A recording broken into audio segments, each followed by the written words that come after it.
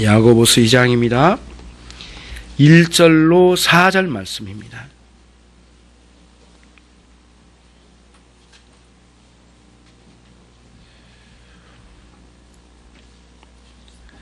제가 1절로 4절을 쭉 읽어드리도록 하겠습니다. 내 사랑하는 내 형제들아, 영광의 주 곧 우리 주 예수 그리스도를 믿는 믿음을 너희가 받았으니 사람을 외모로 취하지 말라. 만일 너희 회당에 금가락지를 끼고 아름다운 옷을 입은 사람이 들어오고 또 더러운 옷을 입은 가난한 사람이 들어올 때에 너희가 아름다운 옷을 입은 자를 돌아보아 가로되 여기 좋은 자리에 앉으소서 하고 또 가난한 자에게 이르되 너는 거기 섰던지 내 발등상 아래 앉으라 하면 너희끼리 서로 구별하며 악한 생각으로 판단한 자가 되는 것이 아니냐. 아멘. 4절 말씀까지입니다.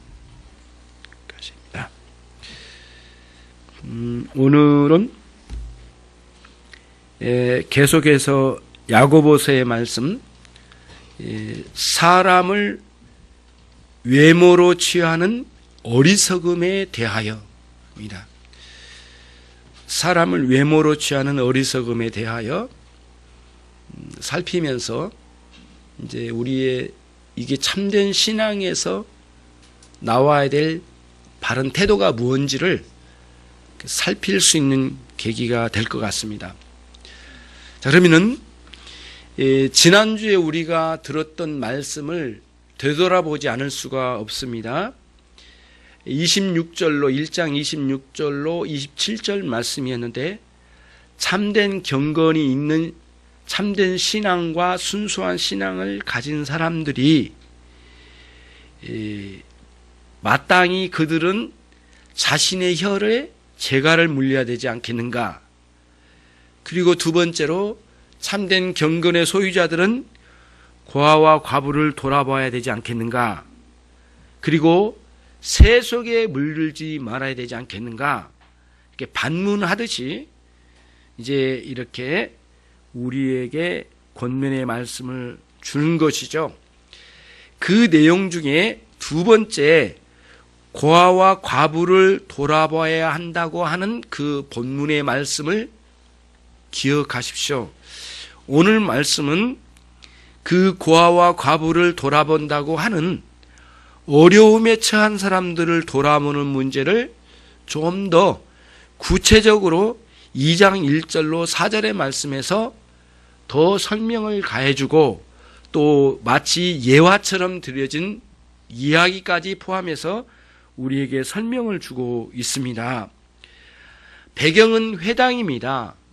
회당은 오늘날 우리 예배당과 같은 이런 환경을 만들어 놓고 토라의 말씀, 토라 하나님의 말씀을 율법을 함께 낭독하고 외우고 같이 해설하여 듣고 그리고 기도하는 대로 나아갔습니다.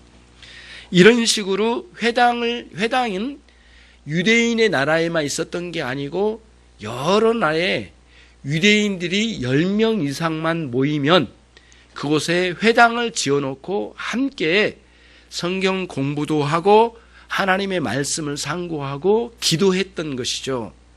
그러면서 신앙적인 어떤 교리도 누리고 유대인들끼리 아니면 그리스도인들끼리 함께 코이노니아를 누리는 그런 장이 이제 회당이었습니다. 그런 회당에 사람들이 하나씩 말씀을 듣고 들어오면서 여러 가지 상황이 있는데 그 중에 야고보 선생님이 오늘 지적하고 있는 아주 불미스러운 모습들을 보면서 영광의 주 우리 주 예수 그리스도의 믿음을 받은 사람답지 않다. 여러분들이 그렇게 회당에서 사람을 차별대우 한다면 여러분들의 마음에는 악한 생각으로 사람들을 판단한 것 그거 아니냐. 그러니 참된 경건, 순수하고 참된 신앙을 소유한 사람이라면 이게 옳은 것이 아니니 이런 것이 무엇인지 어디로부터 왔는지 살펴서 참된 신앙으로 돌아가야 되지 않겠는가, 그런 내용이고, 자신의 신앙이 참된 신앙인지 스스로를 살펴보아라, 그런 의미의 내용으로도 오늘 본문의 말씀을 여기에 이제 기록하여서 우리에게 권면해 주고 있는 그런 말씀입니다. 부자들에 대해서는 남들보다 나보다 재물도 많고 또 재능도 많고 또 심지어는 권세도 많은 사람에게는 아첨하듯이 그런 사람에게는 무릎을 꿇고 나서라도 아첨을 하는데 서슴지 않던 사람이 한 회당 안에 들어오는 가난하고 없어 보이는 사람이 들어올 때에는 매우 심각하게 하대를 하면서 그런 사람들을 대해서 막대하는, 이런 사람들이 기독교인 안에도 있다는 소식을 들었든지 아니면 그것을 직접 목도했든지, 야고보 선생님은 이거는 복음을 듣고 믿음을 가진 사람에 답지 않다란 사실에 분명하게 말씀을 전해주면서 오늘 우리가 사람을 외모로 취하여 악한 생각으로 판단해내는 이 악행이 참으로 잘못됐다는 사실을 가르쳐주고 있는 것을 봅니다. 그러면서 우리를 영광의 주님, 주 예수 그리스도를 믿는 믿음의 자리로 돌아가고 또 그 참된 믿음이 무엇인지를 깨달아 자신을 점검하는 자리로 삼도록 우리에게 권면해 준다고 생각됩니다. 그러면 두 가지로 나누어서 우리가 생각을 할 텐데요. 첫 번째는 우리 주보에 나와 있는 내용들을 같이 한번 보시겠습니다. 첫 번째, 거기 비스듬히 누워있는 글을 같이 한번 읽도록 하겠습니다. 첫째, 사람을 외모로 취하는 악행은 어디로부터 왔는가? 자기 사랑으로 이루어진 세상을 사랑하던 사고방식에서 가져온 것입니다. 그러므로 이 악행은 그리스도의 복음과 참되고 순수한 신앙과는 정면으로 배치되는 악행입니다. 이 사람을 차별하는, 차별 대우하는 것, 단순한 차별 대우가 아니고요. 그러니까 가난하고 없어 보이는 사람들, 1장 27절에서 언급했던 과부와 고아들을 돌아봐야 할 것이 신자들에게 마땅한 삶인데, 오히려 과부와 고아와 같이 어렵고 험난하고 환난 가운데 있는 사람이 들어올 때 마치 멸시하듯이, 아니 실제로 멸시했던 거죠.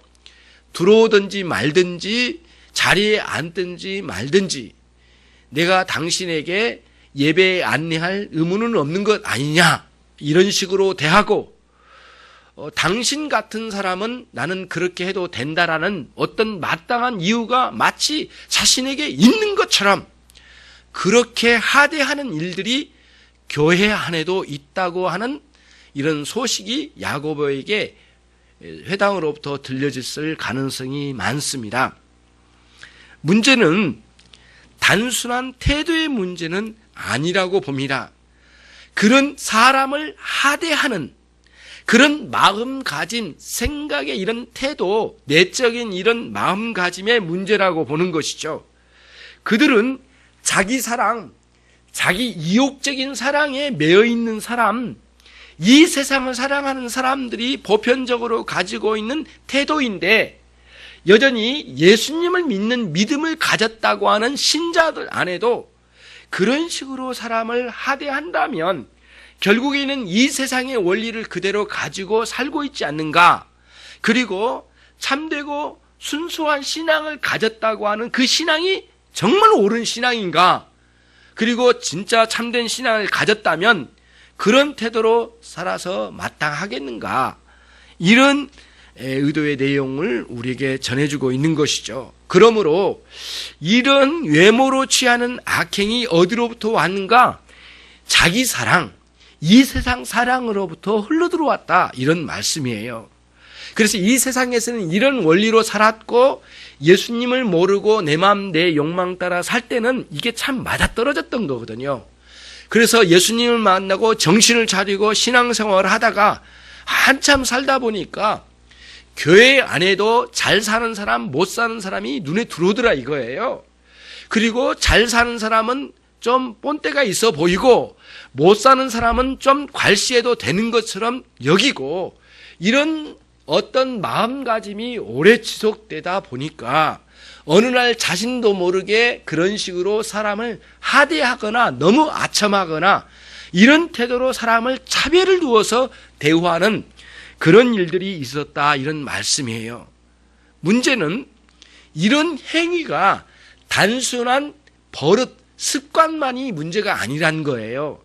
이런 악행의 이런 습관처럼 보여진 이것은 결국에는 예수님의 가르침과 예수님의 성품과 우리의 믿음과 우리의 영생과 영원한 하나님의 나라에 하나님의 뜻에 전면적으로 배치된 행위이기 때문에 사실상은 이거는 단순한 문제가 아니라 악행이란 거예요. 과부와 고아들을 돌아봐야 될 것이 참된 신앙인데 돌아보지도 않는 그런 것도 참으로 악이지만 심지어는 더 적극적으로 나가 그런 어려운 사람들을 하대하고 멸시하는 이런 태도로 가는 것이 옳겠느냐, 이런 말씀이에요. 여러분, 우리가 교회에서 때로는 실수하면서 때로는 실수로도 할 수 있고 어떤 나도 모르게 이렇게 옛 습성에 젖어서 흘러나올 때도 있죠. 자기가 깊이 의도한 건 아닐 수도 있지만 단순히 밖으로 드러난 태도만을 말하는 게 아니고요. 사람을 대할 때 이런 식으로 차별을 두어서 대하는 태도를 교회에서가 아니고 단순히 교회만이 아니라 이미 이 사회생활 속에서 가정에서 사람을 대하는 태도의 마음가짐의 문제예요. 누구는 잘 배우고 누구는 많이 가졌고 누구는 재능이 있고 누구는 똘똘하고 누구는 교회에서 재능이 있어서 잘 섬기고 누구는 부지런하고 잘하니까 잘 섬기고, 그리고 누구는 못하고 누구는 많이 안 가졌고 누구는 가난하고 누구는 남들보다 좀 못난 것처럼 보여지고, 이런 식으로 구별을 가지고 사람들을 접하는 이런 태도가 참된 신앙에서 나온 게 아니란 거예요.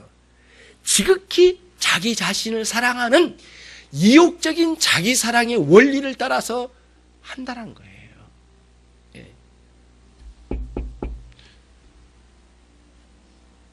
저를 보시고, 저를 보세요. 이거는 참 심각한 문제예요, 여러분.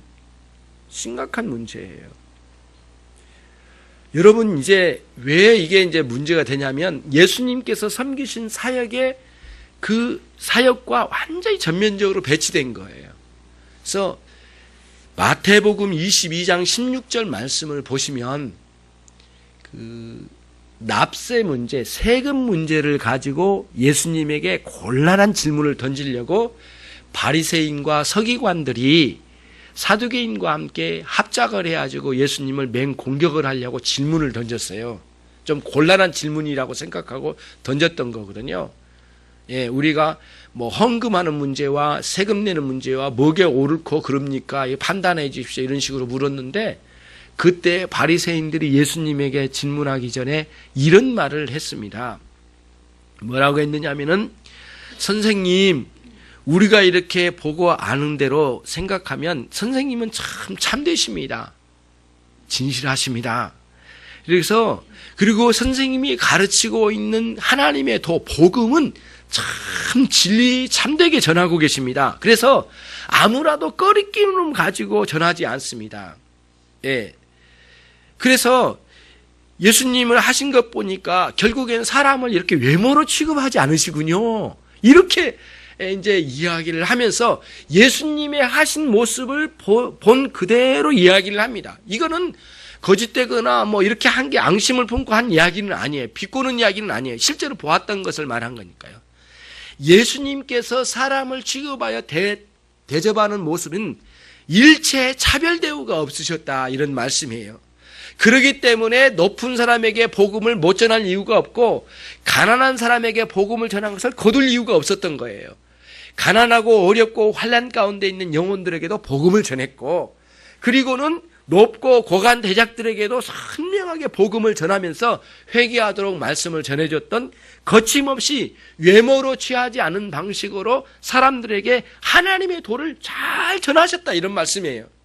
바리새인들이 그 뒤에는 예수님을 공격하려고 질문한 거지만 사실은 이 본문까지는 그래도 자신들이 보았던 그대로를 이야기하고 있는 것이죠. 그러면 우리가 성경을 보니까 참 놀라운 거는 외모로 취급하는 문제를 다룬 내용이 구약과 신약에 골고루 많이 분포되어 있어요. 아주 굉장히 많은 곳에 분포되어 있고요. 심지어는 이제 모세오경에도 외모로 사람을 취하지 말라고 하는 말씀이 있고, 그 이후에 예수님도 여러 차례 이 부분을 엄명히 말씀해 주셨고, 사도들도 사람을 외모로 취하지 말라는 말씀들이 이렇게 나왔어요.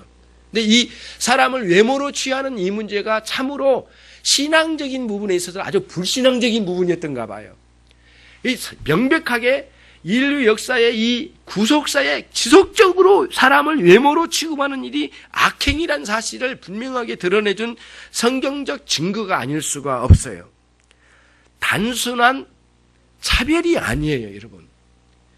마음에 자신이 그렇게 흠모하고 도취되어 있는 그 재물과 권세욕, 이런 것에 사로잡혀 있는 마음, 그런 것들로 인해서 영원한 행복이 있을 거라고 하는 이런 잘못된 망상에 빠져 있는 신앙의 태도를 가지고 살다 보니까 결국에는 교회 앞마당에 부자고 높은 고관대작이고 잘 차려입고 온 사람이 있어요.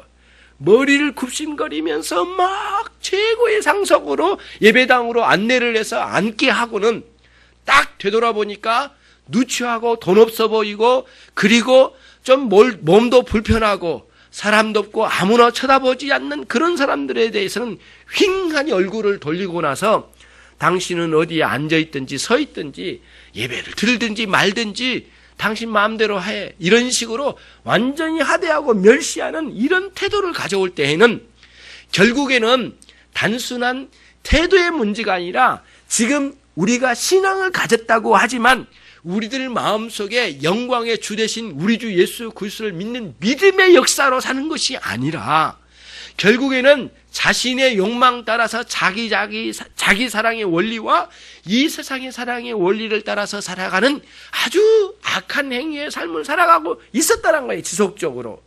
그것이 예배당으로 옮겨진 그냥 껍데기만 예쁘장하게 왔을 뿐이지, 그냥 사람을 안내하다 보니까 자신도 모르게 자신 안에서 흘러나오는 대로 어떤 사람은 그렇게 아첨하고 어떤 사람에게는 하대했다는 것이에요. 이것을 끌고 가면은 결국에는 그리스도의 복음과 전면적으로 배치된 문제라는 거예요, 이 부분이. 이게 굉장한 문제라는 거예요, 이게. 예. 이게 악이란 거예요, 악이란 거예요. 그런 면에서 여러분과 제가 이 부분을 잘 생각해 봐야 될 필요가 있다, 이런 말씀이에요. 이런 차별 대우, 다시 말하면 부자들에게 아첨하고 가난한 자들을 하대하는 이런 식의 행동으로 사람을 대우하는 이런 것은 불신앙에서 나온 것이라고 하는 것을 보게 되고, 이것은 어디로부터 나왔는가? 자기 자신의 자기 사랑, 이 세상 사랑의 원리 안에서 가지고 온 것이다. 그것을 보여준 것이다, 이거예요. 그렇기 때문에 그 이기적인 자기 사랑은 복음의 원래에 논리적으로 주어진 복음의 원리 안에 주어진 이타적인 사랑, 이 세상에 있는 이웃을 내 몸처럼 사랑해야 될 사랑의 원리를 가지고 가라고 하는 복음 진리의 가르침을 망각하거나 아니면 그걸 멸시했거나 심지어는 그렇게 하셨던 주님까지 멸시한 불신앙적인 태도에서, 마음가짐에서 그런 행위가 나왔다는 것이에요. 이런 논리를 가지고 갈 때 참으로 부끄럽지 않느냐, 이런 말씀이에요. 우리가 섬기고 우리가 정말 존경해야 될 우리 하나님을, 우리가 섬겨야 될 그 하나님 대신 그 자리에 여러분이 그렇게 흠모하고 여러분들이 그렇게 좋아했던 자기 이욕을 따라 살아가던 사람들이 가져왔던 그 재물과 권세욕이 자기 인생의 최고의 목표 지점인 것처럼 여겨지고 그것이 영원한 행복을 줄 것처럼 여기고 결국에는 그 명성을 따라서 자기의 삶을 꾸려가는 어리석은 삶을 여기서 보여주고 있다, 이런 말씀이에요.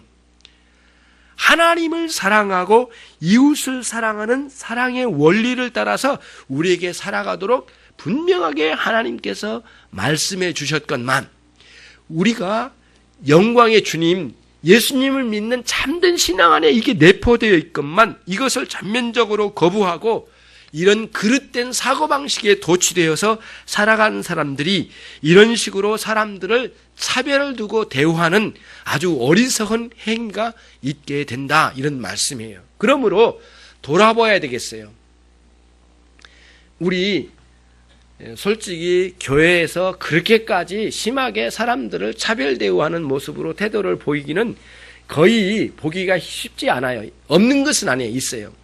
그래서 실수 안 하려고 최선을 다해서 온갖 예의를 다 갖춰서 사람을 대우하지만 마음 가진 깊은 곳에서 부자들에게 대해서는 굉장히 이렇게 존경심을 가지고 대하듯 하고, 가난한 사람들에 대해서는 그러지 않는 마음가짐, 생각의 원리의 태도를 가지고 있다면 여러분과 제가 참된 신앙을 가졌는가의 문제예요. 주님의 사람이라고 보기가 어려운 것이죠. 생명의 말씀을 먹고 사는 사람들이 그럴 수 없다는 것이에요. 그런 측면에서 오늘 우리 이 자리에 모여있는 저와 함께 모든 우리 성도님들은 이 내용에서 자유할 수가 없어요. 예, 나는 완벽하게 충분하게 그랬다라고 말할 수 있는 사람 단 한 사람도 없을 거라고 생각해요. 예, 그런 측면에서 한번 되돌아보는데, 아무래도 우리는 우리 자기 사랑과 이 세상의 원리를 조금씩이라도 물리치 못하고 남겨놓은 부분이 있잖아요. 우리의 부패한 죄성의 문제거든요. 이런 것들을 명백하게 보고 이 옳지 않음을 분별하여서 당장 버려야만 한다는 그런 말씀이에요. 그러면 어떻게 할까요?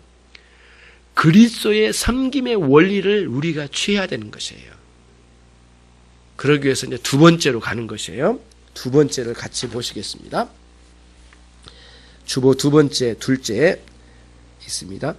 같이 읽습니다. 시작. 사람을 외모로 취하지 않는 원리는 무엇인가?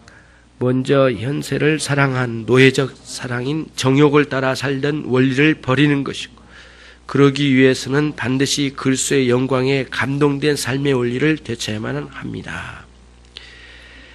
그러니까 인간이 자기 사랑의 원리를 따라서 자기 안에 있는 정욕의 노예로 사는 사람이 일반적이에요, 이 세상은. 신앙을 가졌다고 한 사람들도 자기 사랑의 원리 안에서 자기 노예적 사랑인 정욕을 따라가는 사람들이 참 많다 이거예요. 그거를 버리지 않고는 이 외모로 취하는 이 원리를 이렇게 떨쳐버릴 수 없는 것이죠. 그러기 위해서는 영광의 주님 되신 그분을 사랑하는, 그분을 흠모하는 마음의 원리에서 나오는 감동적인 삶의 원리를 회복시키지 않으면 결국에는 재물과 권세욕에 우리의 마음이 노련하고 도취되기 때문에 또 그 짝으로 또 돌아간다는 거예요. 그리스도와 함께 감동적인 생애를 살아가지 않고는, 생동감 있는 경건의 생활로 가지 않고는 결국엔 또다시 돌아간다는 거예요. 예. 그것을 우리가 잘 이제 생각을 해야 되겠어요. 그러면 이 노예적인 정욕이 어디로부터 왔는가를 먼저 한번 생각을 해볼게요. 하나님께서 인류를 이 땅에 창조하시고 아담과 하와를 동산에 두셨어요. 그들은 하나님 아버지께서 주신 참으로 놀라운 영광스러운 동산을 소유했는데, 아담이 하와가 가지고 있었던 사명은 단순히 거기를 다스리고 먹고 즐기는 데만 멈추게 해주신 것은 아니었어요. 에덴 동산은 영원히 그대로 에덴 동산일 가능성은 거의 없어요. 사람이 타락하지 아니하였더라도 에덴 동산에 이상의 세계가 있었을 가능성이 참 많아요. 왜냐하면 사람은 영원하지 않고 또 이 세상엔 이 모든 것이 영원히 그대로 존재한 것이 아니라 영원하신 분은 하나님이셨기 때문에 이 땅을 밟고 있는 아담과 하와는 끊임없이 영원하신 하나님을 바라보는, 영원하신 그 하나님을 바라보는 동경심에서 살아가는 것이 에덴 동산에서 살아왔을 삶의 원리였단 말이에요. 근데 아담은 그런 원리를 팽개치고 이 세상에 있는 이 에덴 동산을 즐기고 마음껏 누리는 것에 멈추고 자기가 이욕적으로 즐기는 쪽으로만 돌아가면서 결국에는 하나님과의 관계를 단절해버리고 영원하신 하나님을 위한 동경심을 끊어버리고 자신 안에 있는 이욕적인 욕망을 따라서 살고자 하는 방향으로 가버린 거예요. 이게 선악과를 따먹은 죄악의 그 결과로 주어진 이런 상황들이었단 말이에요. 결국에는 아담으로 말미암아 그런 일이 일어났던 것이에요. 한 나라에 제왕이 있는데 신하에게 많은 권한을 주고 이 세상 이 나라를 다스려가라. 그리고 마음껏 나의 이름을 이 나라에 펼쳐가 보여라. 이렇게 신하에게 명령을 했더니 이 신하가 어느 날 꿍꿍이 송을 가지고 허상 같은 다른 왕을 하나 앞잡이로 세워놓고 그런 원래의 왕을 배척하고 새로운 다른 왕을 갖다 옹립해놓고는 결국에는 그 왕을 섬기고 본래의 왕을 이렇게 마치 뒤로 하고 이렇게 했다면 그 즉시 결국에는 본래의 왕을 배척하는 것이고 그 왕을 대적하는 것이 아니고 무엇이겠습니까? 아담이 똑같은 원리예요. 자기 욕망을 따라서 이 세상에 있는 이 많은 것들을 자기 마음대로 악용을 하고 자기 욕망을 따라서 이용하고 마음껏 행복을 누리는 것으로 만약에 인생의 방향을 잡았다면 그 인생은 온 땅을 주시고 우리를 여기 있게 하신 하나님 아버지를 향한 대적하고 그분을 향하여 공격하는 것이 아니고 무엇이겠느냐고요. 왕 대신 그분의 명예를 실추시키고 왕 대신 그분을 향하여 대적하는 것이 아니고 무엇이냐 이런 말씀이에요. 그런 차원에서 오늘 우리 안에 있는 노예적 정욕에 대해서 살펴봐야 된다는 것이에요. 단순한 게 아니에요, 여러분. 그런 차원에서 생각을 해봐야 된다 이런 말씀이에요. 신자가 되고 난 뒤에 여러분의 삶에 마음에 흐르고 있는 태도는 어떤 것입니까? 하나님께서 우리에게 구원해 주실 때에 여러분의 안에 있는 정욕까지도 새롭게 하셔서 변화시켜서 그것까지도 억누르고 이 세상을 향하여 초연한 태도를 가지고 살아가도록 하기 위하여 우리를 이 땅에 구원해 주신 거거든요. 구원해 주시고 난 다음에 신자이니까 구원받은 건 받은 거고 이 세상을 내 정욕대로 마음대로 활용하면서 쓸 수 있다라고 생각하면 그게 구원의 원리에 안 맞는다는 것이에요. 결국에는 그런 원리를 계속 가지고 가면 여러분 이 세상에 있는 재물과 권세와 그 무엇이 영원한 행복을 줄 거라고 생각한다면 옳지 않은 거란 거예요. 그런 원리를 끝까지 가지고 가니까 사람들이 잘 사는 사람들에게는 아첨하고 못 사는 사람들에게는 하대하는 원리를 따라서 행동을 옮긴 거 아니겠느냐 이런 말씀이에요.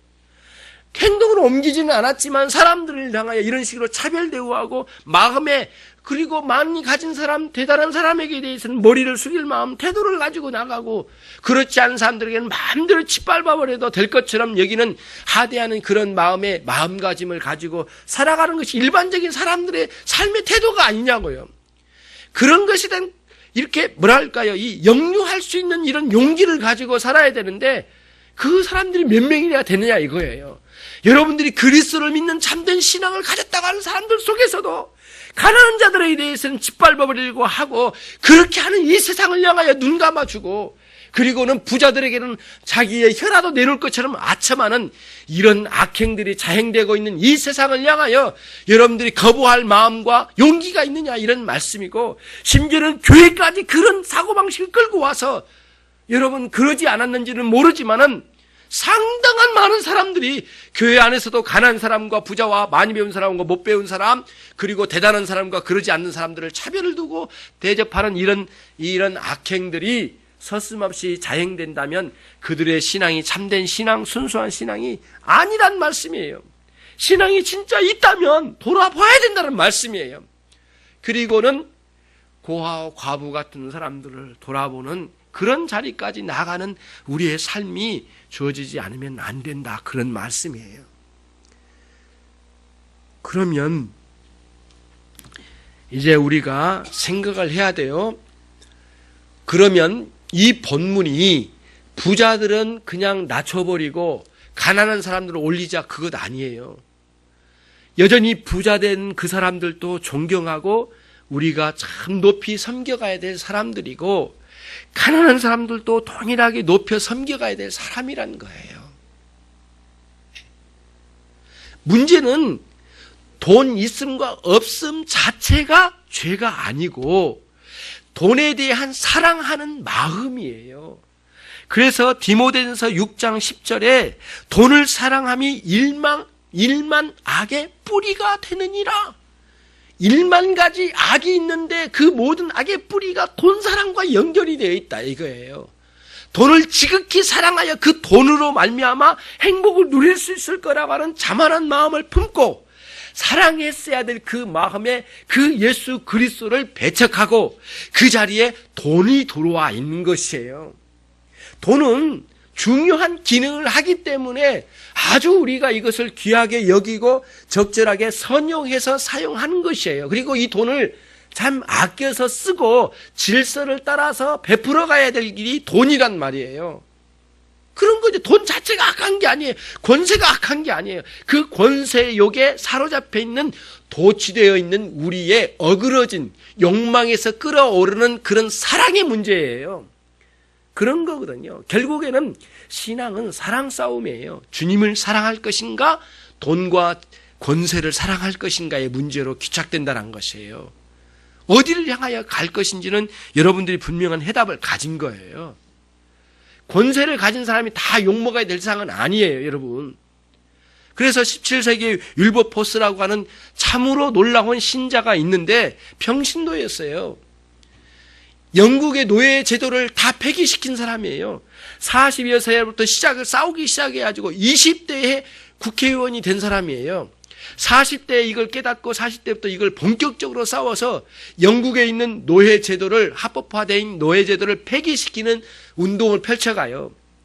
40여 년 동안 80 몇 세에 세상을 떠나셨는데 죽는 날까지 노예 제도를 없애야 된다고 하는 그쪽에 가서 운동을 펼치다가 몇 번 칼집 맞아 죽을 뻔했어요. 끝까지 싸워갔어요. 자기의 최고의 권세를 다 뒤로 하고 온갖 모욕을 다 받으면서 끝까지 싸워서 이겨낸 사람이에요. 영국의 양심이라는 아주 훌륭한 책을 여러분 꼭 참고해 보시기를 바랍니다. 영국의 양심, 두란노에서 나온 책입니다. 이거 읽어보지 않으면 안 됩니다, 여러분. 반드시 읽어보시길 바라고요. 신앙은 목회자들만 이렇게 말하지 마시고 평신도 했다니까요. 목회자가 할 수 없는 일을 평신도가 했잖아요. 권세 자체가 문제가 아니에요. 그거는 하나님께서 주신, 선용하라고 주신 기회예요. 재물도 그렇고, 그리고 우리에게 준 재능도 그렇고, 우리에게 주신 이런 어떤 권세나 이런 것들도 마찬가지예요. 그런 여러분과 제가 잘 생각을 해야 돼요. 그런 것에 마음을 빼앗기고 있는 자기 사랑의 원리에 사로잡혀 있는가, 이것을 살펴봐야 된다, 이런 말씀이에요. 이제 우리는 싸워가야 돼요. 이것은 거듭남의 영역이 아니라, 그 다음에 거듭남의 영역이 아니고 날마다 싸워야 될 성화의 영역이에요. 이런 욕망과의 싸움의 문제를 말씀드린 거예요. 예수님 믿으면 자동적으로 이런 재물 사랑이나 권력 사랑이 자동적으로 없어진 게 아니라, 그 뜻이에요. 아무리 거듭나도요. 그런 거 자꾸 들어온다 이거예요. 수도 없이 그런 자기 사랑의 이욕에 따라서 살아갈 가능성이 많기 때문에 이것과는 싸워가야 된다는 거예요. 그러니까 신자가 되어서도 그런 짓을 할 수 있다는 뜻이에요. 그러니까 우리도 거기서 자유롭지 못하다는 뜻이에요. 그리고 우리도 여기에서 완전하지 못하잖아요. 예, 겉으로는 표현은 못했지만 이 속에서는 그런 자기 사랑의 원리에 아직도 사로잡혀 있는 부분이 일부분이 있잖아. 이것들과 싸워가야 된다는 거예요. 그러면 이제는 이런 거예요. 자기 사랑의 원리에서 완전히 해방되지는 못했지만 우리 죽는 날까지 완전히 해방되지는 못할 거예요. 죄에 대한 싸워서 이겨가야 될 부분이에요. 그러면서 참된 복음에 우리의 눈길을 돌리고 다시 돌아와야 돼요. 이제 전환을 해야 돼요. 대전환을 해야 되는데 뭐냐면은 보편적 사랑의 원리로 돌아와야 돼요. 이것을 여러분 꼭 기억해 두셔요. 보편적 사랑의 원리예요. 나중에 여러분들이 조나단 에드워즈 목사님의 그 미덕이라고 하는 책이 있어요. 미덕에 관련된 그런 책을 읽어보면 많이 여러분들이 이해가 될 거예요. 이런 거예요. 보편적 사랑이란 무엇이냐? 하나님께서 온 세상을 창조해 놓으시고 온 만물과 거기에 있는 사람들을 모든 사람들을 향하여 하나님 사랑해 주셨어요. 그렇기 때문에 디모데전서의 말씀에 나와 있는 말씀처럼 하나님은 모든 사람이 구원에 이르기를 원하셨다, 이런 말씀이에요. 모든 사람 사랑해 주셔요. 단 한 사람도 빠짐없이 다 하나님 사랑해 주신 거예요. 이게 하나님 본질 안에 있는 보편적 사랑의 원리가 하나님에게는 있으셨어요. 그런데 예수님께서 이 땅에 오셨을 때 그 사랑을 가지고 오신 거예요. 예수님 안에 사랑은 보편적 사랑의 원리를 가지고 계셨어요. 그래서 차별하지 않으셨다니까요. 그래서 고관대장을 만나도 그들을 사랑한 마음으로 복음 전해주시고 회개하라고 명하시고, 가난한 자와 병든 자를 만나셔서도 너의 죄를 회개하라고 명하시고 그들을 동일하게 사랑해 주시고, 그리고 진리 안에 들어오도록 인도해 주셨단 말이에요. 그러니까 차별 대우가 있을 수 없으셨던 거예요. 보편적으로 모든 사람을 향하여 사랑하는 거예요. 그래서 율법에 중요한 두 가지 사랑의 원리가 있잖아요. 하나는 하나님을 향한 사랑, 두 번째는 이웃을 향한 사랑. 두 가지의 사랑의 원리를 우리에게 명백하게 주셨잖아요. 그 하나님의 사랑 안에 담지되어 있는 내용이 보편적 사랑의 원리였어요.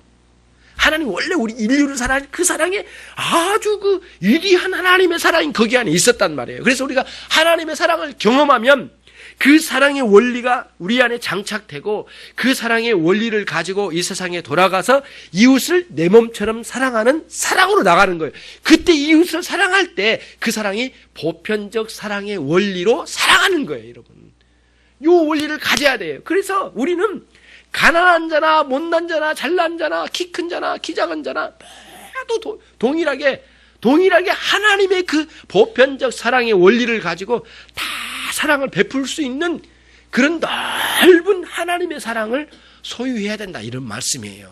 이게 보편적 사랑의 원리예요. 근데 너무 많이 복음을 듣고 예수님을 믿는다고 하는 사람 속에서도 아직도 보편적 사랑에 대한 깨달음이 없을 뿐만 아니라 아예 그런 사랑의 원리로 살아가지 않기 때문에 문제가 있다 이거예요. 결국에는 예수 그리스도를 믿는 참된 믿음의 감격적인 삶으로 변화되지 않고는 보편적인 사랑으로 훈련되거나 그 감동으로 사랑하기는 만무해요. 그러지 못해요, 사람들이. 겨우 교회나 다니면 안 된다는 말씀이에요. 겨우 주일 예배나 참석하면 안 된다는 말씀이에요. 여러분의 회사와 직장과 여러분이 경영하는 여러분의 사업장에서, 가정에서, 이웃과의 관계 속에서 보편적 사랑의 원리를 가져야 된다는 말이에요. 만약에 이게 이러면 경건이 아니에요. 참된 경건이, 참된 신앙이 없는 거예요, 여러분. 이 원리를 잘 가져가야 돼요. 예. 그리고 좀 못 배운 사람이나 좀 더딘 사람이나 좀 믿음이 더딘 사람까지도 모두 보편적 사랑으로 다 대할 수 있는 그런 태도가 있어야 되겠어요. 마음가짐이요. 이렇게 말씀드리는 이 김 목사가 완전한 절대 그렇지 않아요.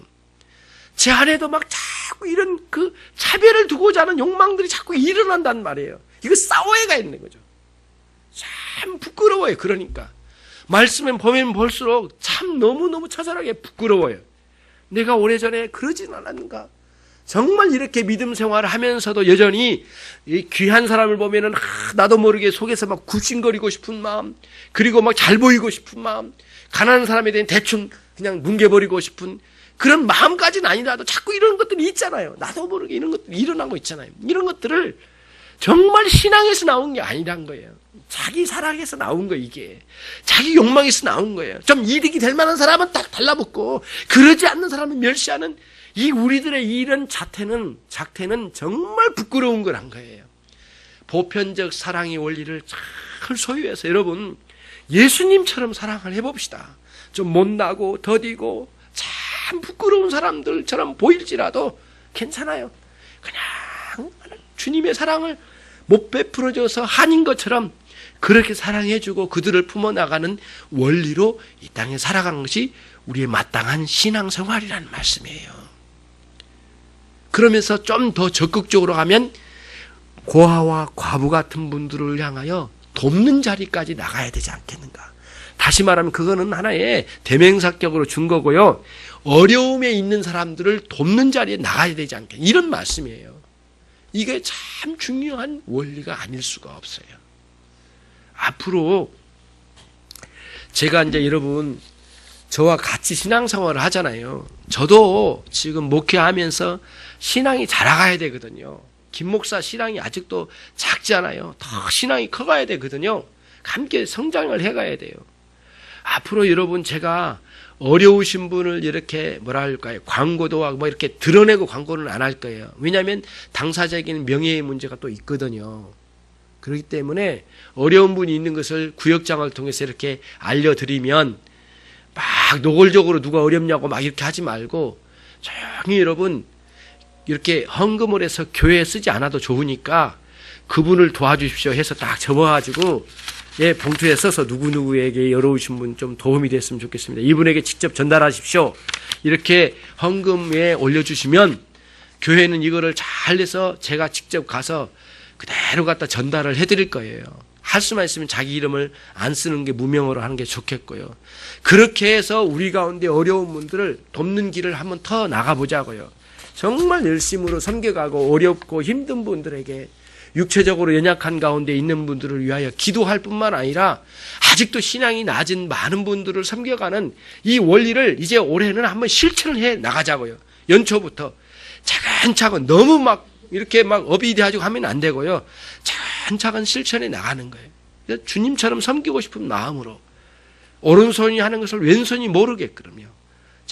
차근차근 겸손한 마음으로 철저하게 어려운 분을 섬겨가는 원리로 실제적인 신앙생활을 실천적으로 나가는 그런 새로운 해가 되기를 주님의 이름으로 바라고 또 그렇게 되기를 여러분 그런 복이 있기를 축원합니다. 기도하시겠습니다.